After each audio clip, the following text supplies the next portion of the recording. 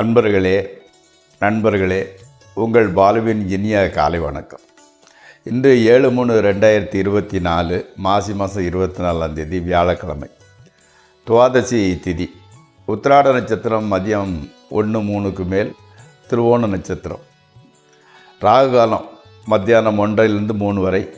யமகண்டம் காலை 6 7:30 வரை. நல்ல நேரம் 10 11 வரை. இன்று சந்திராஷ்டமம் மிதுன ராசிக்காரர்களுக்கு.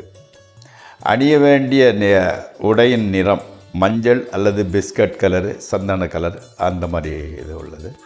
அணியக்கூடாதது பிங்க், மெரூன் கலர்.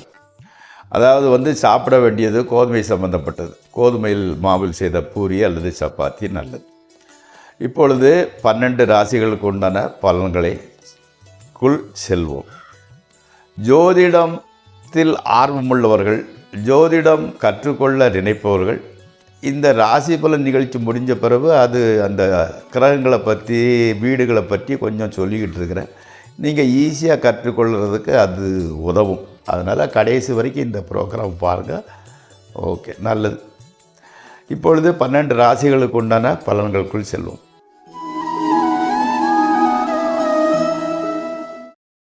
மேசராசி.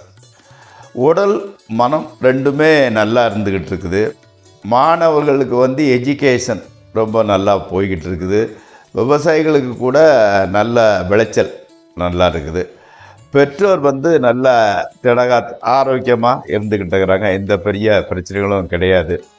அதே மாதிரி வாகனம், வீடு ஏதாவது புதுசாக வாங்குறது அதுக்கு சரியான நேரம். ஓகே.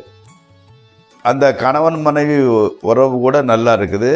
அந்த ட்ரேடிங் பண்ணுறதா இருந்தால் மட்டும் பார்த்து பண்ணுங்க. மற்றபடி எல்லாமே நல்லா போய்கிட்டு இருக்குது.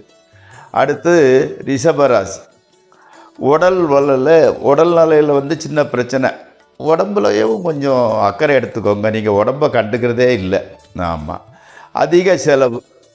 அதாவது சாயங்காலம் வரைக்கும் எவ்வளவு டென்ஷனை கொடுக்குதோ, சாயங்காலம் அவ்வளவு மனசு அமைதியை கொடுக்கிறது, மகிழ்ச்சியை கொடுக்கிறது. உங்களது கேல்குலேஷன் படியே எல்லாம் நடந்துக்கிட்டு வருது. கொஞ்சம் நிம்மதி. ஓகே. அடுத்து மிதுன ராசி. ஞாபகம் மறதி கொஞ்சம் அதிகமாக இருந்துக்கிட்டு இருக்குது. குழந்தைகளின் கல்வி, அம்மாவோட உடல்நிலையில் கொஞ்சம் பாதிப்பு இருந்துக்கிட்டு இருக்குது. ஆமாம், எடுத்த முயற்சியில் வெற்றி பெற அதாவது லேட் ஆகுது. சக்ஸஸ் ஆகிறதுக்கு லேட்டாக வருது. அதனால கொஞ்சம் டென்ஷனை வெளியே காட்டிக்கிற மாட்டீங்க. அதே மாதிரி முக்கியமான மீட்டிங் ஏதாவது நடக்கிறதா இருந்தால் அதை நாளைக்கு ஒத்தி வச்சுக்கோங்க. இன்றைக்கி கொஞ்சம் டல்லான நாள். பெரும்பாலும் வண்டியில் போகும்போது வண்டி கொஞ்சம் மக்கர் பண்ணுது. அதனால் இன்னும் கூட டென்ஷன் ஆகுது. ஸோ இன்றைக்கு முக்கியமான மீட்டிங்கோ, முக்கியமான முடிவுகள் எடுக்கிறத ஒத்தி போட்டுக்கொள்ளுங்கள். அடுத்து கடகராசி. உத்தியோகத்தில் இல்லாதவங்க, வேலை இல்லாமல் வேலை அழிஞ்சு கொண்டவங்களுக்கு நல்ல வேலை கிடைக்குது. அதே மாதிரி வாழைக்காய், கொத்தவரைக்காய் இந்த மாதிரிப்பட்டதை சாப்பிட்றத கொஞ்சம் இன்னைக்கு தவிருங்கள். ஏன்னா உங்களுக்கு அதனால் கொஞ்சம் பிரச்சனை வர்றதுக்கு வாய்ப்பு இருந்துக்கிட்டு இருக்குது. ஆமாம். அதே மாதிரி அந்த வேறு மருத்துவர், அதாவது டாக்டர்கிட்ட போய் ஜஸ்ட் செக்கப்புக்கு போங்க. அந்த டாக்டர் என்ன படுறாரோ அவரோட ஐடியா பிரகாரம், அவரோட ஆலோசனைப்படி நடந்து கொள்ளுங்கள். ஏன்னா உடல்நிலையில் கொஞ்சம் அக்கறை எடுத்துக்கிடுங்க. ஆமாம். அதாவது ரத்தத்தில் விட்டமின் பி கம்மியாக இருக்கிறதுக்கு வாய்ப்பு இருக்குது. அதனால் தலை சுற்றல், மயக்கம் இந்த மாதிரிப்பட்ட சூழ்நிலை வர்றதுனால முதல்ல முன் ஜாக்கிரதையாக செக்கப் பண்ணிக்கோங்க. ஆமாம். அடுத்து சிம்மராசி. பூர்வீக சொத்துக்களில் எதுவும் பிரச்சனை இருந்தால் அது தீர்ந்து விடுகிறது. நம்பர் 1, நல்லதே நடக்குது. அடுத்தால குழந்தை இல்லாதவர்களுக்கு குழந்தை உருவாகும் காலம் இது. அதனால் டாக்டர்கிட்ட போய் செக்கப் பண்ணிக்கிட்டு அவர் கொடுக்குற மருந்து மாத்திரையை யூஸ் பண்ணுங்கள். அடுத்தால என்னன்னு கேட்டிங்கன்னா, கணவன் மனைவி உறவு சற்று பலகீனமாகவே இருக்கிறது. விட்டமின் பிளட்டில் விட்டமின் கம்மியாக இருக்கிறதுனால தலை சுற்றல், மயக்கம் இந்த மாதிரிப்பட்டது வர்றதுக்கு வாய்ப்பு இருக்குது. அதனால் உடம்பை நல்லபடி பார்த்துக்கொள்ளுங்க. கன்னியா ராசி. அதாவது தொழிலில் கொஞ்சம் டல்லாக தான் இருந்துக்கிட்டு இருக்குது. அம்மா வீட்டை கூட ஏதாவது நீங்கள் ஒன்று சொல்கிறது அம்மா ஒன்று சொல்கிறது வாக்குவாதம் தான் பண்ணிக்கிட்டு இருக்கிறீங்க. ஆமாம். கடன் உதவி நான் பரவாயில்லடா நான் காசு கொடுக்குறோம்னு சொன்ன உன்னோட ஃப்ரெண்டு வந்து கையை வச்சுருந்தார், இப்போ ஆகிறதடா கொஞ்ச நாள் போகட்டுங்கிற மாதிரி சொல்லிக்கிட்டு இருக்கிறாரு. உங்களுக்கு வந்து ஒரே சமயத்தில் ஒரே நாளில் ஒரு 10 வயசு ஜாஸ்தியானது மாதிரி ஒரு ஃபீலிங் தான் கூடல. ஆமாம். பட் முயற்சியை மட்டும் நீங்கள் விடுறதில்ல. முயற்சி திருவினையாக்கும். உங்களுக்கு வந்து உங்களோட முயற்சிகளுக்கு வெற்றி கிடைத்தே தீரும். அடுத்து துளாராசி. உங்களை பார்த்து முகத்தை திருப்பிக்கிட்டு போகிறவங்க கூட உங்களை கூப்பிட்டு வச்சு பேசுகிறாங்க. அவ்வளோ தூரம் ஒரு மாற்றம் வருகிறது. மனசுக்குள்ளே வீட்டுக்குள்ளே எவ்வளோ பிரச்சனை இருந்தால் கூட பேச்சில் வந்து நீங்கள் அதை காட்டிக்கிட மாட்டேங்கிறீங்க. ஆமாம். உடன் பிறந்தவங்க வந்து கூட பிறந்தவங்க வந்து உங்களை பார்க்குறதுக்காக வாடுறாங்க. ஆமாம். திருமணம் ஆகாதவங்களுக்கு திருமணம் அதாவது மேரேஜ் இன்னும் டிலே ஆகிட்டு தான் போய்கிட்டு இருக்குது. சரியாக செட் ஆக மாட்டேங்குது. பட் நல்ல பொண்ணு கிடைக்கிறான். ஓகே. அடுத்து விருச்சிக ராசி. குழந்தைகளோட எஜுகேஷன் வந்து கொஞ்சம் டல்லாக இருந்துக்கிட்டு இருக்குது. மனசில் வந்து கொஞ்சம் கன்ஃபியூஷன் மென்டாலிட்டி. குடும்பத்தில் கூட ஏதோ பறிகொடுத்த மாதிரி ஒருத்தருக்கு ஒருத்தர் சந்தோஷம் இல்லாத ஒரு சூழ்நிலை இருந்துக்கிட்டு இருக்குது. முருகர் கோயிலுக்கு போயிட்டு வாங்க, எல்லாமே நல்லபடியாக நடக்கும். ஆமாம். அந்த கால் பாதத்தை வந்து நல்லா பார்த்துக்கோங்க. அதில் எண்ணெய் தேய்ச்சி, ஏன்னா பாதத்தில் வந்து சில பிரச்சனைகள் வர்றதுக்கு வாய்ப்பு இருந்துக்கிட்டு இருக்குது. அதை நல்லா பராமரிச்சுக்கோங்க. நல்ல நல்ல செப்பல் போட்டுக்கோங்க. அடுத்து தனுசு ராசி. நினைத்த காரியம் நடக்கப் போகிறது. உத்தியோகத்தில் வந்து சற்று இன்வால்மெண்ட் கம்மியாக இருந்தால் கூட அந்த உத்தியோகத்தினால எதிர்காலம் நல்லா இருக்கும்னு நம்பிக்கை உங்களுக்கு இருக்குது. அதிகம் பேச வேண்டாம். மனைவியின் ஆரோக்கியம் சற்று பாதிக்கும். ஓகே. ட்ரேடிங் செய்பவங்க உஷாராக செஞ்சுக்கிட்டு வாங்க. ஆமாம். அடுத்து மகர ராசி. உங்களுக்கு வந்து மனோதைரியம் வந்து நல்லா இருந்துக்கிட்டு இருக்குது. எந்த பிரச்சனை வந்தாலும் சமாளிச்சுக்கிட்டீங்க. குடும்பத்தில் வந்து கொஞ்சம் குழப்பமாக கன்ஃபியூஷனாக இருந்துக்கிட்டு இருக்குது. பணம் வர்றதை கணக்கு இல்லாமல் செலவு பண்ணிடுறீங்க. வார பணத்தை கணக்கு வச்சு செலவு பண்ணுறதில்ல, அளந்து செலவு பண்ணுறதில்ல, இஷ்டப்படி செலவு பண்ணிடுறீங்க. ஆமாம். அதே மாதிரி வந்து உங்கள் ஒய்ஃப் வந்து சப்போர்ட்டிவாக இருக்கிறாங்க. நீங்கள் செய்கிறதுக்கெல்லாம் சப்போர்ட்டிவாக இருந்துக்கிட்டு இருக்கிறாங்க. ஆனால் வந்து என்னென்னா, நீ கடந்த காலத்தில் அப்படி செஞ்ச காசெல்லாம் அழிச்சிட்டீங்க, அப்படி பண்ணி அதை பண்ணிட்டீங்க, அப்படி பண்ணி அடை வச்சு நகையை காலி பண்ணிட்டீங்க, அப்பப்போ குத்தி காட்டுறாங்க. பட் சப்போர்ட்டிவாக தான் இருந்துக்கிட்டு இருக்கிறாங்க. ஆமாம். பொறுமையாக இருங்கள், எல்லாம் நல்லதே நடக்கும். அடுத்து வந்து கும்பராசி. வேலை இல்லாதவர்களுக்கு வேலை கிடைக்கிறதுல தாமதம். இன்னும் வேலை கிடைக்க மாட்டேங்குது, டிலே ஆகிட்டே போகுது. ஆமாம். மன தைரியத்தை வந்து இழந்துடுதீங்க. காரணம் இல்லாமல் கோபம், காரணம் இல்லாமல் டென்ஷனு. ஆமாம். உங்கள் அம்மா வந்து உங்களை வந்து உங்கள் அண்ணன் பாரு அப்படி இருக்கிறவங்க தம்பி மாதிரி இப்படி உங்களுக்கு இன்னும் எரிச்சல் ஆகிக்கிட்டு இருக்குது. ரொம்ப டென்ஷன் பட்டுக்கிட்டு இருக்கிறீங்க. ஆமாம். இறைவனே கதிட்டு சாயங்காலம் அனுமர் கோயிலுக்கு போயிட்டு வாங்க, எல்லா பிரச்சனையும் ஆகும். ஒரு நாள் நல்ல காலம் வந்தே தீரும். ஆமாம். அடுத்து வந்து மீனம். மனைவியின் ஆரோக்கியத்தில் கவனம் செலுத்துங்கள். ஆமாம். சற்று பணவரவு கிடைக்குது. உத்தியோகத்தில் வந்து பிரச்சனை ஏதும் இல்லை, ஆனால் கூட மனசு வந்து வேறு வேலை தேடலாங்கிற மாதிரி நினைக்கிறீங்க. ஆமாம். எக்ஸசைஸு வாக்கிங் போகிறத விட வேண்டாம், அதை வந்து தொடர்ந்து செஞ்சுக்கிட்டு இருங்க. நண்பர்களே, இந்த ராசி பலன் நிகழ்ச்சி உங்களுக்கு பலன் படுவதாக இருந்தால், பயன் கொடுப்பதாக இருந்தால், உங்களுக்கு விருப்பமுடையதாக இருந்தால் சப்ஸ்கிரைப் செய்யவும், லைக் செய்யவும், நண்பர்களுடன் பகிர்ந்து கொள்ளவும். அடுத்து ஜோதிட சம்பந்தப்பட்ட சில குறிப்புகளை சொல்கிறேன்.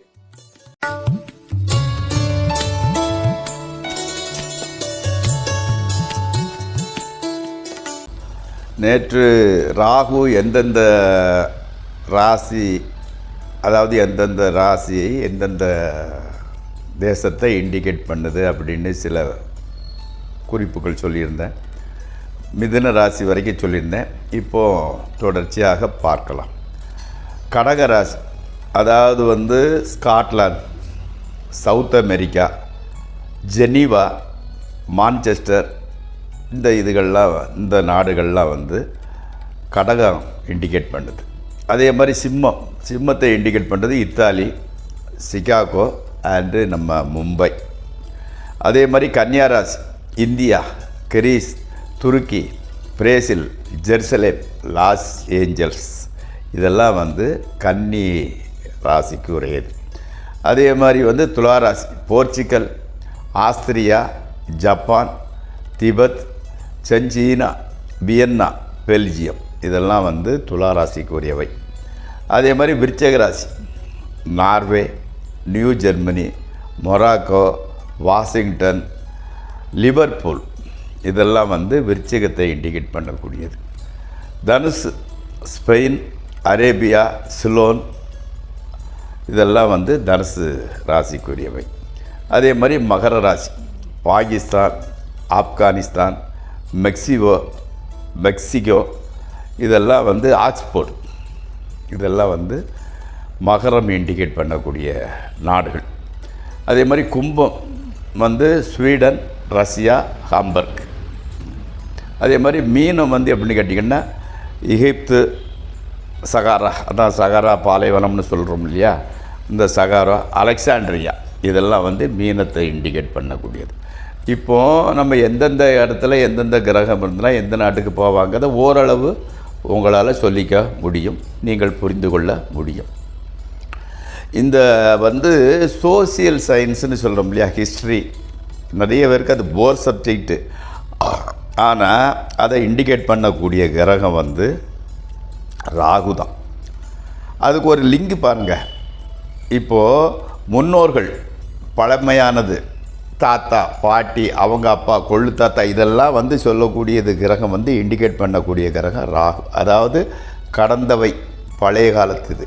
அதே மாதிரி தான் ஹிஸ்ட்ரி வந்து பழைய காலத்து சம்பவங்கள் தானே, அதுக்கும் இதுக்கும் தான் லிங்கு நிறையா இருந்துக்கிட்டு இருக்குது.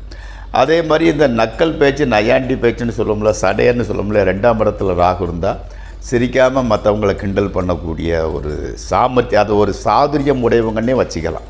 அதுதான் இந்த ராகு. அப்போது இந்த ராகுங்கிறது வந்து எப்படின்னு கேட்டிங்கன்னா, ராகுவை போல் கொடுப்பார் இல்லைன்னு சொல்லுவாங்க. அது வந்து கொடுக்க ஆரம்பிச்சிச்சுன்னா நோபடி காண்ட் ஸ்டாப் இட்.